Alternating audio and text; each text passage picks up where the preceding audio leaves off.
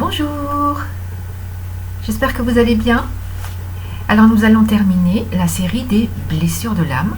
Souvenez-vous, nous avons parlé de la blessure de trahison, la blessure de rejet, la blessure d'abandon, la blessure d'humiliation, nous allons la voir aujourd'hui, et il y a la blessure de rejet. Alors, je ne vais pas aujourd'hui remonter dans les temps anciens, ni remonter dans les contes, ni me baser sur un film, mais nous allons parler vraiment de choses concrètes qui se passent dans le quotidien, et c'est dans une région du monde, en Chine notamment, mais pour l'instant, je vous présente la blessure d'humiliation.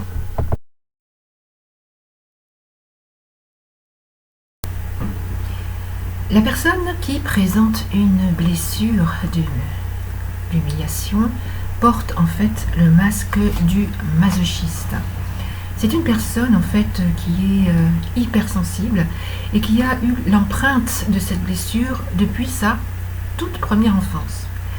Alors ça se manifeste en fait par un enfant qui ne s'est pas senti à la hauteur pour ses parents, un enfant qui a vécu une situation où il s'est senti abaissé. Et du coup, c'est une personnalité qui est hypersensible. Alors, pour parler concrètement, ça peut être un enfant, par exemple, qui a tout simplement, à 3 ans, renversé son bol de lait. C'est très anodin, mais il s'est, par exemple, fait gronder par son père qui, à ce moment, était pressé d'aller travailler, tout simplement. Donc, pour lui, ça a été vécu comme une blessure d'humiliation.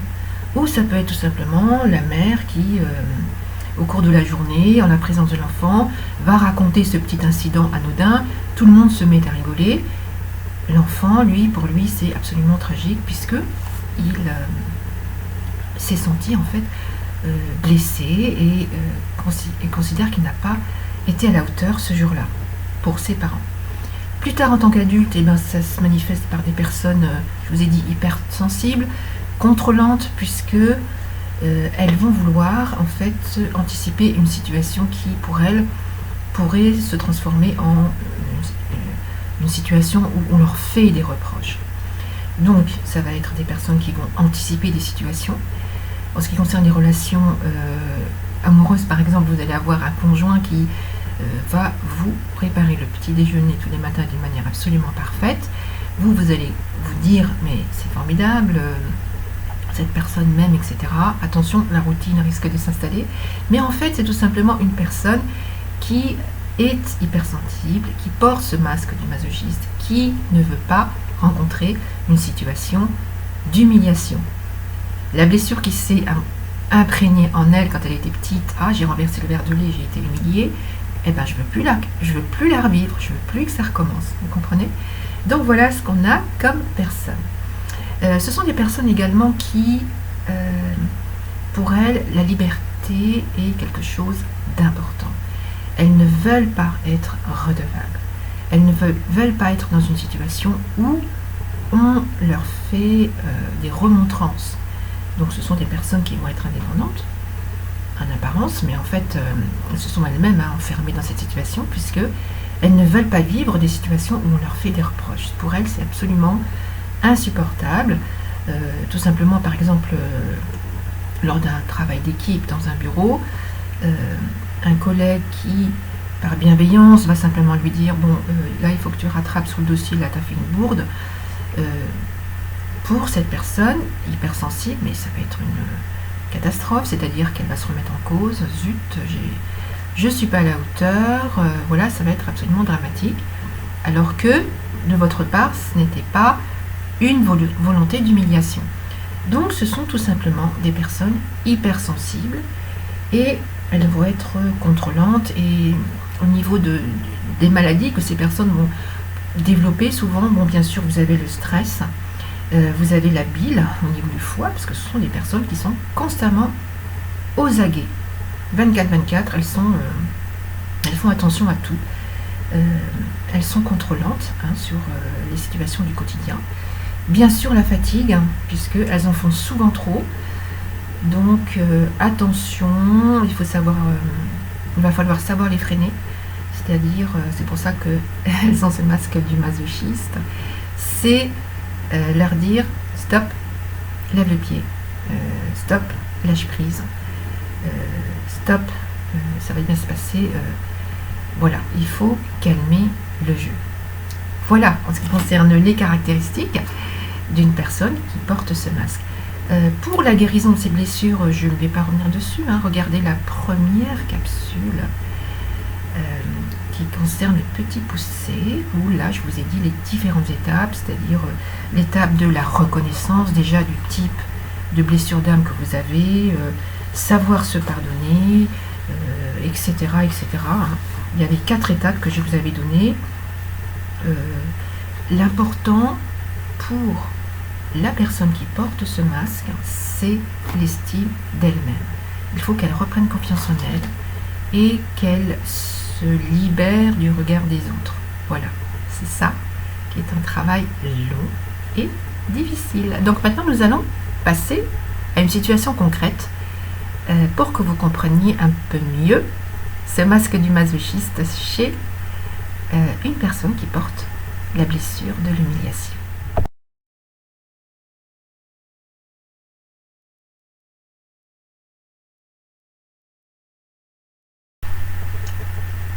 Vous avez vu sur la carte que nous sommes dans la région extrême ouest de la Chine, dans la région de Xinjiang, qui fait 3 fois la France et qui contient 12 millions de Ouïghours.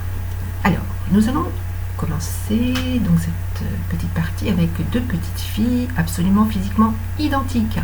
Elles ont toutes les caractéristiques chinoises, cheveux noirs, etc. Sauf que vous avez une fille qui est issue de l'ethnie des Ouïghours et une autre qui est issue de l'ethnie des Han.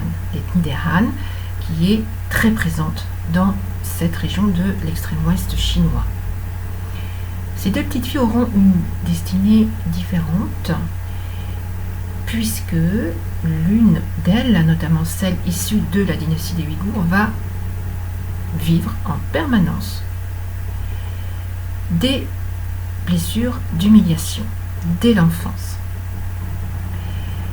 Lorsqu'elles marchent dans la rue, par exemple, et qu'elles vont commencer à parler, eh ben, il y en a une, en étant musulmane et turcophone, ne va pas parler chinois.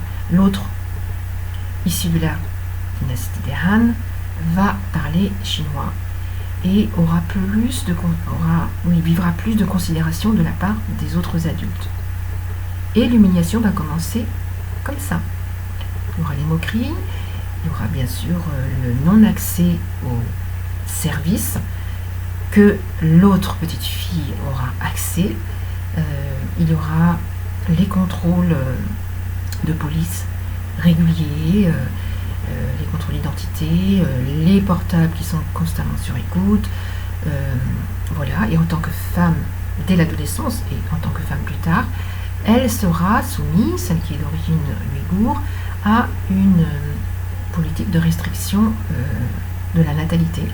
C'est-à-dire que les Chinois, en fait, contrôlent les naissances de ces filles.